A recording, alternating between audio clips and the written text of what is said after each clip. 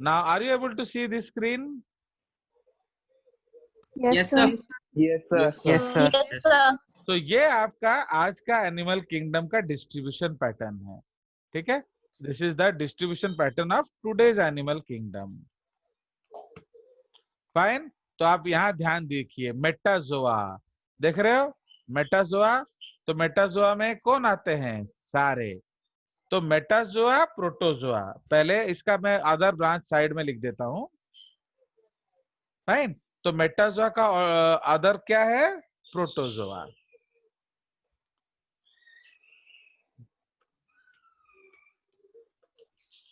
Fine. तो this is protozoa.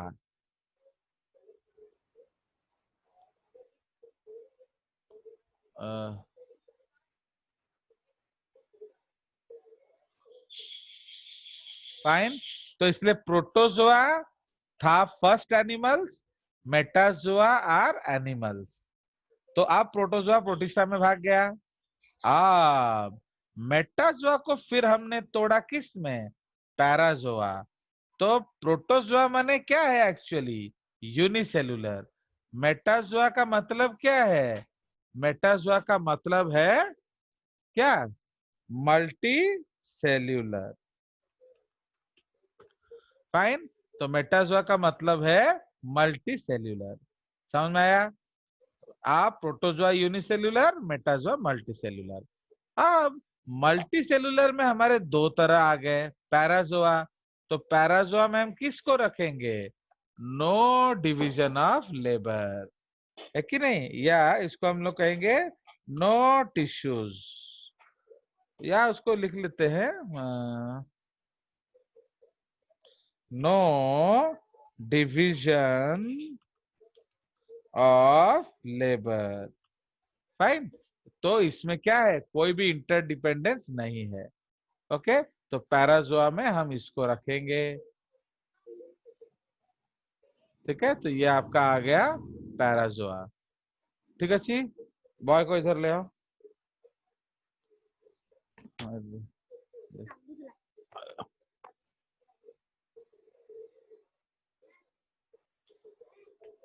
आपने इसको देखा?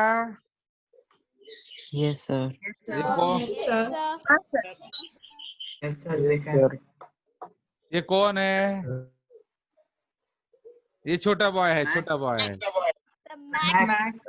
है, छोटा Max बॉय। है, sir. चलो। तो वो छोटा बॉय है। वो एक्चुअली रात में जब मेरा क्लास होता है 10 से 12, तो वो मेरे साथ बैठा रहता है, और अकेले ही वही बैठा रहता है, और सब भाग जाते हैं। तो जो छोटा बॉय है ना वो, इसलिए। चलिए, so will go back to track now. अब समझ में आया? तो ये जो मेटाजोआ है, हमने इसको मल्टीसेलुलर डिस्कस किया। एंड यू मेटाजोआ का मतलब क्या है? इसमें आपका ऑर्गेनाइजेशन शुरू हो जाएगा। तो पैराजोआ में नो ऑर्गेनाइजेशन, यू मेटाजोआ में ऑर्गेनाइजेशन। उसके बाद सिमेट्री आ गया, देखो। तो सिमेट्री में रेडियाटा एंड बाइलेटेरिया। तो रेडियाटा में कौन आ गया? निडारिया टेनोफोरा, एंड ये है प्लेटीहेलमिन्थेस। ओके। बाइलेटेरिया आ गया इधर थोड़ा। दिस इज कॉल्ड क्लैडोजेनेसिस, देख रहे हो? ये आपका क्लैडोजेनेसिस है। आज के डेट पे यही क्वेश्चन सब आता है। छोटा एक्चुअली सारा का सारा आने से छोटा हो जाता है। वो सारा का सारा नहीं आ रहा है। तो आप देखो, यहाँ से शुरू हुआ, देख रहे हो ब्रांचिंग? तो ये आपका यूनिसेलुलर है, एंड मल्टी सेलुलरिटी के आधार पे हमने इसको दो हिस्सों में तोड़ दिया। क्योंकि तुम लोग को कालू का नोट चाहिए ना, जेजेस का नहीं चाहिए, इसीलिए जेजेस के नोट में ऐसा नोट होता है।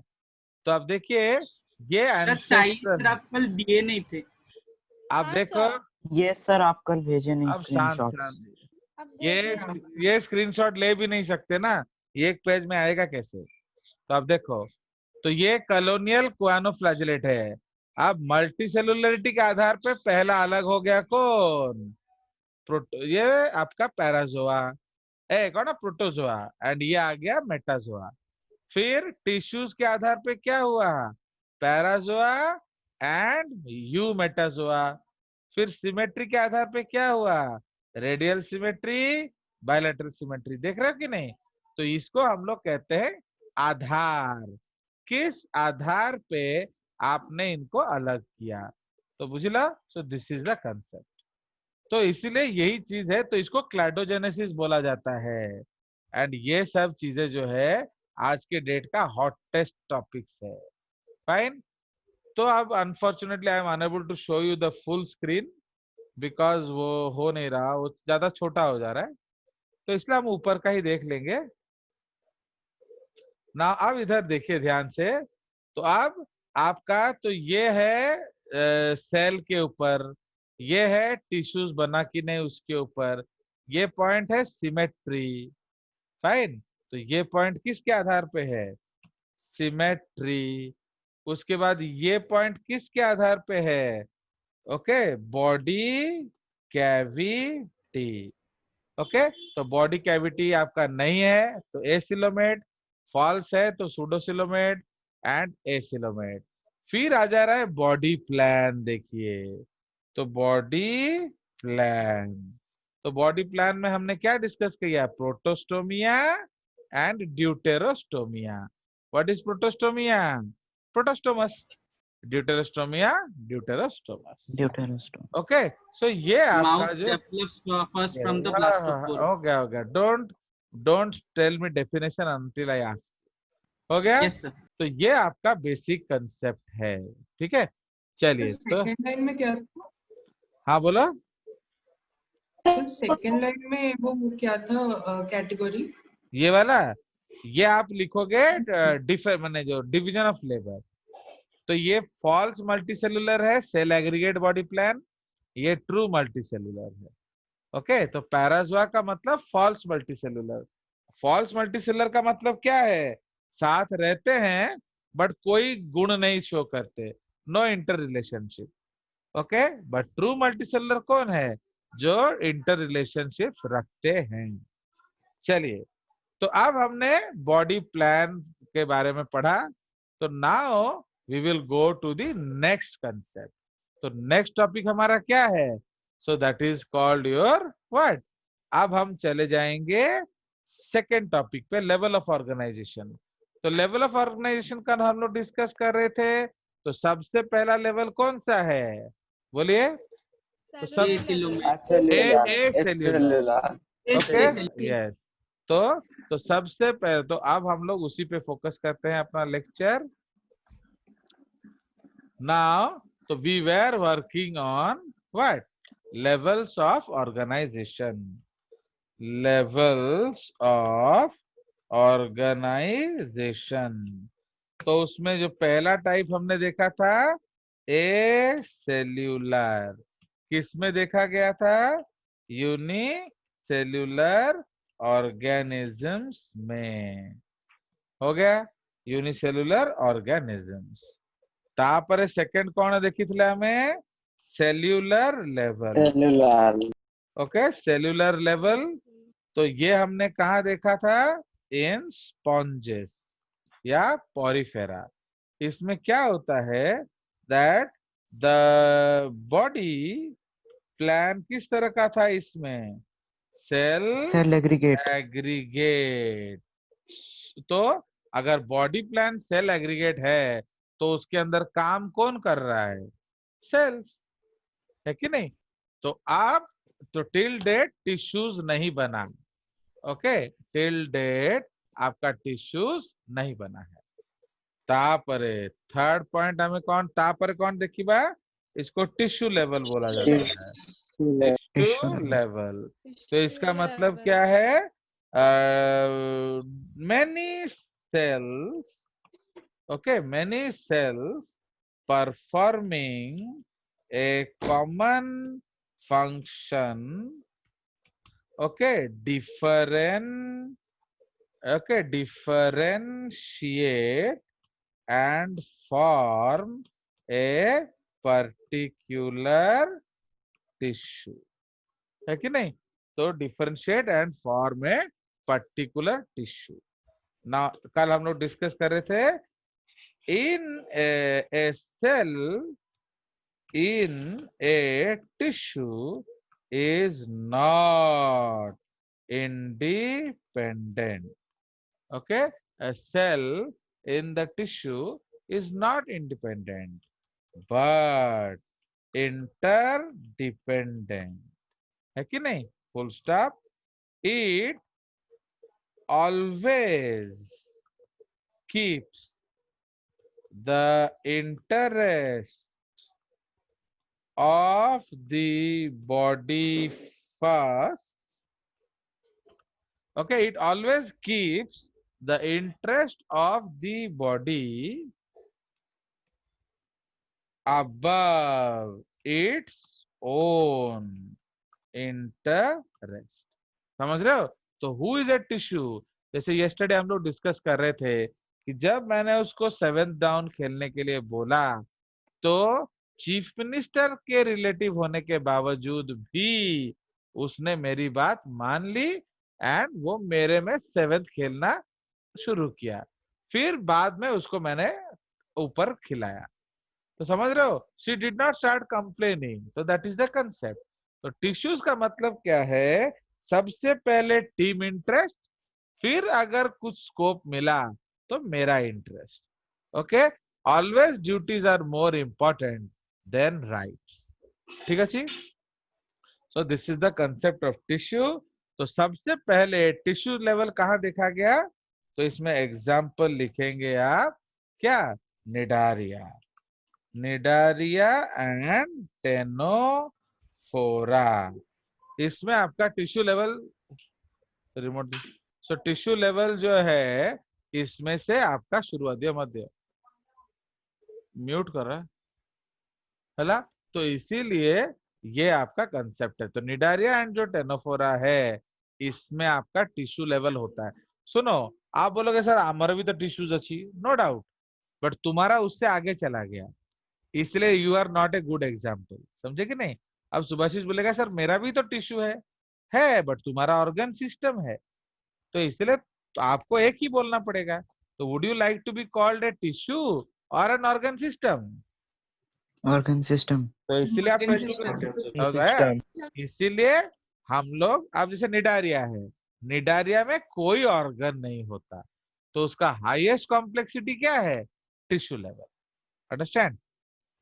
चलिए, अब फोर्थ पॉइंट जो है, अब टिश्यूज बनेंगे क्या?